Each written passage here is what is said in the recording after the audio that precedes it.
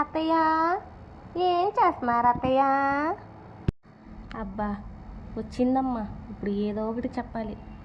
ఏమీ లేదు కోడల పిల్ల, ఫోన్ చూసుకుంటున్నాను. అబ్బా, ఎంచక్కా ఫోన్ చూసుకుంటుందో ఈ ముసల్దానికి. ఈరోజో రేపో పోయేదానికి దీనికి ఎందుకు ఫోన్ చూసుకుంటుందంట. అత్తయ్య గారు, నేను ఈరోజు మా ఫ్రెండ్స్తో బయటికి వెళ్ళాలనుకుంటున్నాను అత్తయ్య గారు, వెళ్ళమంటారా మరి? బయటికి వెళ్తావా?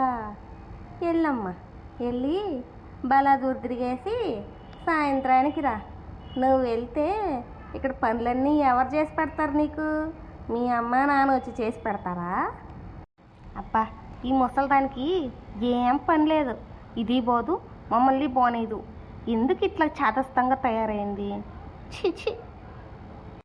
అలా కాదత్తయ్య, మా అత్తయ్య ఈరోజు నన్ను పంపిస్తారని మా ఫ్రెండ్స్కి ప్రామిస్ చేశాను. మా మంచి అత్తయ్య కదా, మీరే కదా అన్నీ నాకు. మా ఫ్రెండ్స్ అందరు కూడా మీ అత్తయ్య చాలా మంచిది, నేను పంపిస్తుంది అని చెప్పారు.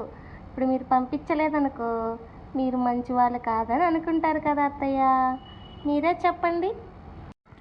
అవునా అమ్మ? అవునా? నాకేం ఒంట్లో బాగాలేదు తల్లి, నీరసంగా ఉంది. కొంచెం నువ్వు ఇంట్లో ఉంటే కదా నాకు మంచి చెడు చూసుకుంటావు. నువ్వు ఇలా బయటికి వెళ్ళిపోతే నాకు ఏదైనా అయితే ఎవరు చూస్తారు తల్లి? నువ్వే చెప్పు. ఏంది బాగలేదా? అంత దొంగ నటన, దొంగది. ఇప్పుడు దాకా ఫోన్ చూసుకొని ఇప్పుడు నేను బయటికి వెళ్ళి ఫ్రెండ్స్తో ఎంజాయ్ చేస్తానని డ్రామాలు ఆడుతుంది. ఇలాంటి డ్రామాలు గల్ల అత్తాలందరినీ తీసుకెళ్ళి ఒక రూమ్లో పెట్టి తాళం వేసేయాలి, దరిద్రం పోతుంది. అవునా అత్తయ్య? సరే అత్తయ్య, మా ఫ్రెండ్స్కి ఫోన్ చేసి చెప్తానులే మరి. పోవే పో, వెళ్ళి ఫోన్ చేసి నేను రానని చెప్పవే. ఫ్రెండ్స్తో వెళ్తుందంట, ఫ్రెండ్స్తో. అత్తలతో పెట్టుకుంటే మామూలుగా ఉండదు మరి, అట్టుంటుంది.